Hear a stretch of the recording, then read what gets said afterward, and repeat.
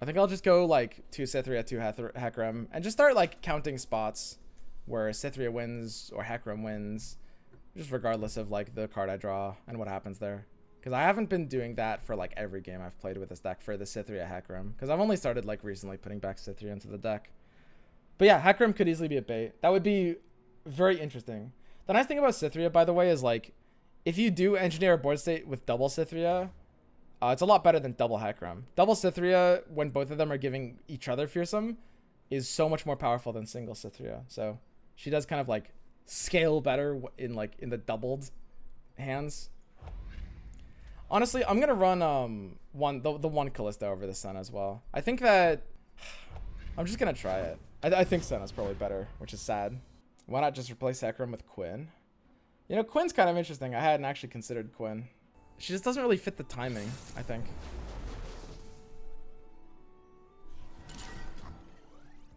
She's considerable. It's kind of a cute consideration. Anivia? That's not fair. I think we keep harrowing in the opening hands. That's gonna seem like kind of a weird play. Something ruination. I think that his deck is so slow that double harrowing hands can beat single ruination hands. But also, even more important than harrowing getting countered by ruination is our early options getting countered by everything he uses to survive the early game. I think I keep Glimpse and harrowing and slow play it. Anivia's a deck that wins by trying to run people out of steam. And it is kind of like incredibly vulnerable to... So the biggest weakness of Anivia is that it exerts basically zero pressure, right? Like it's a pure outgrind deck. And so like because of that I can keep a mulligan like this, keep Glimpse, keep harrowing, and just try to win the game on like turn 13. Of course, if he doesn't have ruination, then I can maybe win a lot earlier, but not having to commit that. I guess he can catalyst now. That's 1 damage either way. But maybe I can like bait him out of catalysting. Yeah, sure. I can like Plaza first and then attack after. Just because it gives him a chance to misplay a not catalyst. Lucian is a top draw here. Really great. His deck doesn't have amazing answers for Lucian. Like, I mean, he might have to like grasp it here. Avalanche, of course, is alright. Of course, he can't Avalanche this turn. So he can't Avalanche the turn I play Lucian. So there's a call to maybe play the Ranger here and then the Lucian next turn. I think that's a bit better. And I'm very happy to Sapling as well, I think. If I Sapling, he might spend this mana. Yeah, if he pauses and then passes, then I think I can't Sapling. I don't know. This Sapling card might be terrible, by the way. It's funny and it actually makes some sense. Yeah, so he spent his mana. I'll do the Sapling here. It's felt very good in some situations, but yeah, I mean, it's Sapling.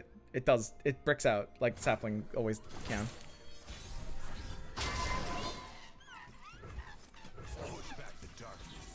Okay, so we played the Lucian on a turn where he doesn't really have, you know, obviously Avalanche for the Lucian specifically. I'm fine if he kills the rest of my board. These two will get Challenger from the Plaza, and Lucian will just be able to beat that. And of course, if he Ruinates here, I'm extra fine because I kept the Harrowing in my opening hands. So here, I think there's nothing really punishing just the open attack. I'm always just taking a Scout attack. There's no downside of giving him this extra action here. Rally Pog. You rarely use this as rally. It's almost always better to just play a second Lucian from hand. And there's some cases where like if you have an opportunity to just win the game, like if they're tapped out. But yep. So we get our free attack here. We don't have Challenger with anything else, so I guess we can just go for like max damage here. There's a good chance he goes in for like grasping the Lucian now. Could also be, it's probably not a Harsh Winds. He would have pre-committed Harsh Winds on Ranger, I think. Would have been a little bit better. Yeah, I don't see anything wrong with this. Looks good. Taking a lot of damage there, buddy. This isn't an Anivia turn, is it? Ooh, wow. He's really behind on tempo.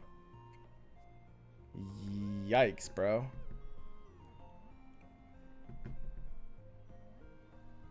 I guess I can pursue here. This deck shouldn't run Troll Chant. If I rally and kill it, then I'm just playing into Rekindler on 7, which is the worst thing ever. Yeah, I think this rally is kind of awful. I hate it. Again, like saving it for second Lucian is quite a bit better. I want a glimpse, but it's so vulnerable to Vile Feast. I think I'll just pass.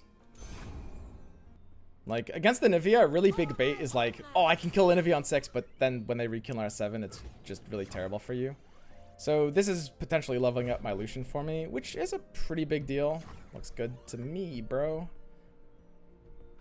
Whee. I guess I can stop this too. Whatever. So if he like goes into pre-commit against our double glimpse, then we're happy. So I can just Ranger here. And if he tries to kill the Lucian, I've got 2 ways of leveling him up before he dies. Which means the second Lucian in my hand will level up. Of course, Ruination is just no good here. Wow, that's not Ruination. Okay, the Avalanche. So we do want to level up the Lucian first, I think. In this case, we're not going to get the rally unless we use the other glimpse at the same time. But if he goes in for like a Vile or a Whale to kill Lucian before this goes off, then I really don't want that. He needs to have a Vile or a Whale here to stop the Lucian, to try to stop the Lucian from leveling. And that's why if we just save the other glimpse, the Lucian will always level.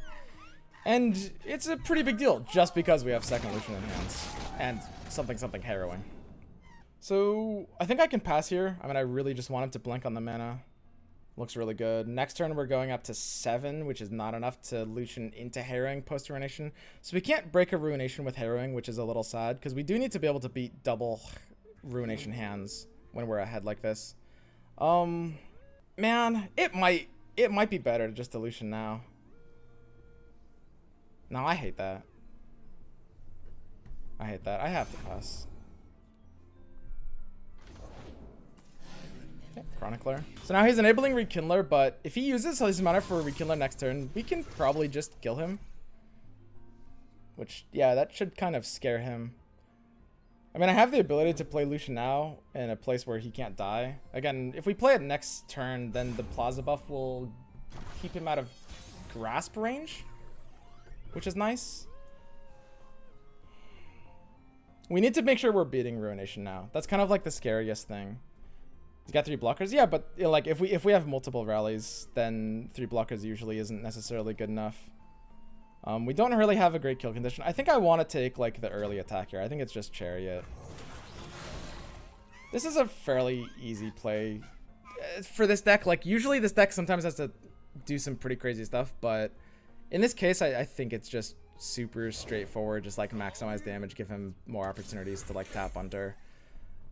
We can trigger Glimpse with Lucian, so we don't need to do like as much of an early aggressive attack. I think makes a little bit more sense. I think now that he's played that mana, we're fine to Lucian here. Yeah, we'll Lucian now. The only problem is like now if he has some weird way to kill Lucian, he can't really kill Lucian at 4 health though, unless it's Grasp Vial. But if he did have a weird way to kill Lucian now, then I couldn't like Glimpse in response and get an attack token because I haven't used my attack token yet. So that's why there might have been an argument to like use my attack token with Shark Chariot before even playing Lucian. Vengeance. Oh yeah, wait, I forgot about Vengeance. That's pretty funny. Yeah, playing Lucian before the attack was just unnecessary. Man, I mean, there's a chance we just had to play Harrowing and just try to either force out a Ruination or win the game if he doesn't have it. That might have just been the best play. Like, I'm fairly happy with this. We're still potentially... I think we just go in to try to kill the Nevis and just play for the long game in this case. Get a second attack here. Yeah, this looks perfect. Play is fine, because you can Harrowing next turn off of Ruination Lucian Rally. Yeah, if he taps under, then we can Harrowing and then like Rally and kill him next turn. And like the Iceveil Archer obviously saves him a lot of health and stuff, but it's not really that big of a deal here. So yeah, we're just gonna threaten both of these Anivia eggs now. Haunted Relic, again, the Plaza buffs them outside of the range of you know, a Whale and stuff like that. That could in theory save the eggs. So this Lucian's, you know, we can't end the game this turn because of this Lucian attack getting frozen, but that doesn't really matter much here. Like, we don't have to end the game. We're not actually in a hurry. Like, we're just playing super safe.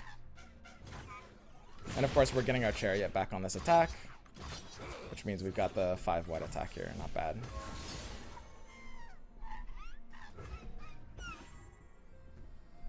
Nice. The balls of this dude playing Anivia in a Hush-infested meta. It is pretty ballsy. I'll admit it. So he takes the, you know, the glimpse there. I can use my own glimpse here, but I think it's actually better to save it as like a harrowing proc. If he like, I mean, he can't open Ruination though. There's probably like other ways to proc. I think glimpse is just better later. I really do want to be able to proc a death and just rally Lucian on the other turn. It's kind of weird to do this because even though it's kind of like, it's counterable if I do it later, but I don't really care if he counters the death as long as I get the rally. Like imagine he moves in to kill Lucian right now with like a grasp that he drew, then I can like rally and just harrowing and he wouldn't have Ruination mana and we'd just win. So kind of bizarre to not use glimpse there, but that's kind of the nature of this combo deck. Like when you think about it, what cards are we trying to draw off of that glimpse that would even be good here? Not really. Like we just want the glimpse. The glimpse is great here. Grasp. That's so funny. I mean, so we just harrowing him back after his attack, I guess. Okay, seems good. So yeah, I mean, I'll just use my glimpse to rally. We're gonna have 3 different rallies this turn if we want them. I mean, I'm not dead here. Is it just harrowing it to pass? That would be a sick line. If I... Oh, these are only dealing 1 damage each. I don't want to leave that blocker up, right? Why is my health getting so low? I leave the blocker up just by glimpsing this anyway. I guess I just can't care about the blocker. I mean, I have like infinite attacks. Whatever. Like, what's gonna happen here?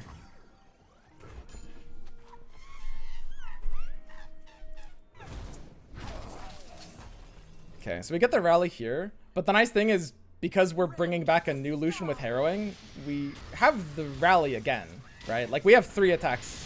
Or 2 attacks because we don't have our native attack this turn. But we have 2 attacks now and then an open attack next turn. So we're going to harrowing, get back both of our Lucians. And these Lucians, again, they haven't triggered their effects yet, so they will be able to re-rally me this turn. And yeah, he's super, super dead. Whee! This was a particularly funny game. We even have a scout attack here if we want it. Oh man, come on. Let me smash, dude. Sometimes you just gotta let someone smash. Yeah, we actually had 3 different attacks that turn. We had the scout attack, and we had the first rally, and we had the second rally off of the new Lucian. And the scout attack would have also summoned the Shark Chariots. And it would have summoned, yeah, I mean, you guys get the picture. We had like 40 damage there. Has anyone spared a thought for those poor flowers in the background? They've been dead for days, and no one noticed. All day, Swim just guzzles water from giant jugs. Not an ounce for those dear departed blossoms. He won't even spare a little from his pink pea jug. What about that nice maid Swim never speaks to? She comes and refills his water bottles. Can't she help? Wait, this is a really good pasta. Ash Sejuani Riven. Can I just keep Remembrance in his hands? Doesn't that just make sense, just keeping Remembrance in his hands? My work is done. Hang on, let me mod this guy. Eventually, when Gambas have returned, when Gambas have no longer forsaken us, I believe that good pastas and good Gambas have a overlapping skill set. Alright, hopefully he doesn't pass and make me play Lucian into his Assessor like a chump. Fuck! I have to do it, I think. It's such a bad play. It kind of loses me the game to his Assessor. How do I not play Lucian here, though? God damn it. Sorry, not Assessor, Glory Seeker. I literally just say random card names and hope it's accurate. Man, this sucks. I'm just gonna give it to him. He's earned this. Well done, dude.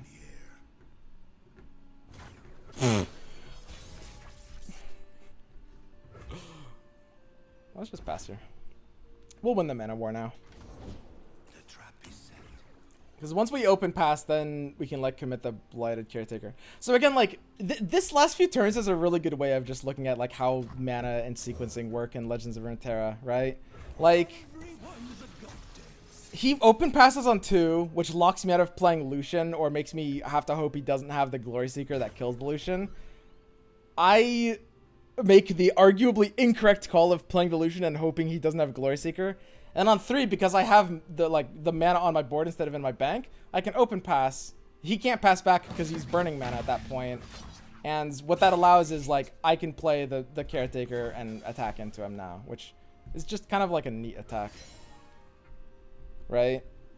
Whereas, like, if I had opened with Caretaker here, then he can maybe take that pass. Because, like, he's potentially burning mana, but I'm also just, like, losing the saplings, which isn't good for me either.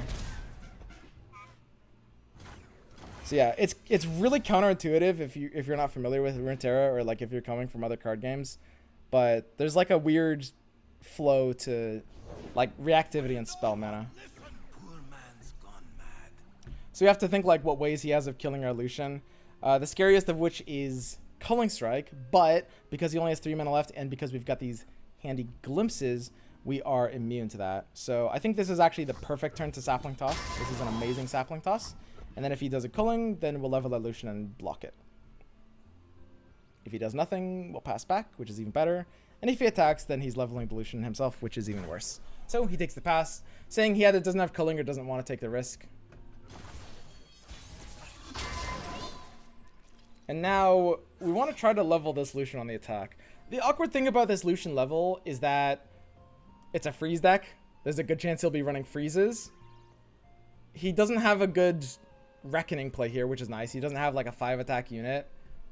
Yeah, he, like, unless he has the Riven spell, then he can like burst that into Reckoning. I mean, he'd deserve to win if that was the case. So I'll develop into this. I can't really open attack. What's gonna happen is like I'll challenge the Trapper. The Lucian will, you know, flip, but he'll probably freeze and block with Bjerg, and that's not necessarily amazing. I'd rather just like play more Ephemerals, because I also want to get a really heavily discounted Remembrance here. So now that I've played the Ephemerals, suddenly my Lucian no longer has to attack, right? Because I have the 3 deaths happening during combat no matter what, which means that, you know, my Lucian will get the rally here no matter what. Now, if he has Reckoning, he probably has to use it before I attack again, which would kill the Lucian, but I'd get a really free Remembrance. His Reckoning would be down, and I'd get a Glimpse on top of that. So we're safe against Reckoning by doing this too. It seems a little weird to have Lucian on the bench here, but because we're safe against a lot of things, and because, I mean, our Lucian's usually just dead to his freeze anyway, we're not really a hurry to get into our Lucian attack, just because we have the level up happening here. Sometimes he could do like weird freezes on these Ephemerals to stop them from dying, but that doesn't really influence anything. Okay, looks good. Pretty happy with how all of this is playing out. I do have enough mana for all of the rest of my plays, so I actually don't mind just taking this Glimpse here, just because I'm flush with mana. Lucian dies to it if it blocks now. Yeah, maybe glimpsing this one was just better. Yeah, I think I like that. Glimpsing the Caretaker. You guys are right. Looks good.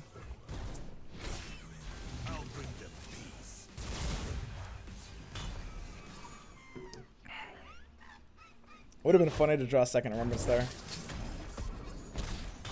So we've got the other Lucian as well. If he kills this one Lucian, then if we're not spending our mana on anything else, it's hard to kill it. It would be like Brittle Culling here, but he can't have that hand the way he's playing. He did just draw the Glory Seeker, and we do have our separate attack, which means I'm pretty happy just taking the Remembrance now. This is like a pretty nice 1 mana play. So yeah, obviously letting the Enraged Yeti stay at 5 health instead of 4 was bad there, for sure. Like, this Lucian could have attacked, and yeah, maybe it forces a freeze, but it's still like worth having that attack as a thing, I think. Pretty happy just taking this. Like, we are just looking to get another Lucian anyway. His health is really low, but his board is really terrifying. Like really scary, actually. Yuck, not a good hit. Cavalry? Yeah, Cavalry's not great. I mean, either of the Challengers or Radiant would be better. So I guess it was kind of bottom of the barrel, but I mean, it's fine. It doesn't matter too much in this case. Like, getting a 1 mana big boy is kind of all I care about. So he'll kill the Lucian here. We'll play a second one. We're playing around Reckoning again. Since Lucian dying anyway, why not attack? Because it dying for free to the Glory Seeker is actually fine here. I guess the fact that Glory Seeker is like unblockable is pretty whatever. I don't know. I can rally here if I just like take a glimpse on his attack, right? That matters. And I will do that. So I can probably double rally here. Now that he hasn't threatened my Lucian, what I can do is when he goes in to attack my Lucian, I glimpse one of the Ephemerals. That'll rally me, and then I'll play a second Lucian from hand. And then I'll attack with the other Ephemeral, which will rally again. So I can do like a triple attack here. Which is like one of the cool plays you can make with this deck. In this case, I mean, it's always just best like taking one of the Ephemerals. Nothing really crazy. I guess like he could culling to stop this, but he would have had to have drawn it off the left side. So we'll go ahead and rally once here. Why do you need to rally? Oh, I mean, I guess it's just like a tiny amount of chip damage. I don't know. In this case, maybe I can Remembrance. Without like a single Shark Chariot, the rally here doesn't do as much. So we're going to next turn. Yeah, we can get the 1-mana Remembrance into the Harrowing next turn. That looks good. I can lose the game to some weird like Reckoning plays if that happens. I just want to do this, I think. I'm seeing Vanguard better there. Might be. Oh, yeah, we got the Reckoning out now. This is perfect. This is how we won this game. This is absolutely amazing. GG, dude. Like, obviously, he could still have something else, but this is exactly what we wanted. Force the Reckoning out. He played that from early position, so he was holding on to that. And now, we play our 0-mana Remembrance, banking full into the Harrowing next turn. And we even, with this Remembrance, we have the attack token here, so sometimes we can take a free attack. And this attack is free. He has to block this. It's a scout attack, which means we're getting it free off of the Harrowing as well. Because I have the double attack here, he has no choice but to take that block. Losing him, one defender, and now we Harrowing for full lethal. Nice. Whee! And even if he has something weird like second Reckoning, obviously it doesn't do anything here. But yeah, that's a cool example of just some of the like big brain plays this deck has to make sometimes. Like, super cool.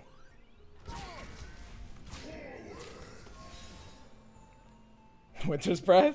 Yeah, true. Winter's Breath gets me there. You have a point.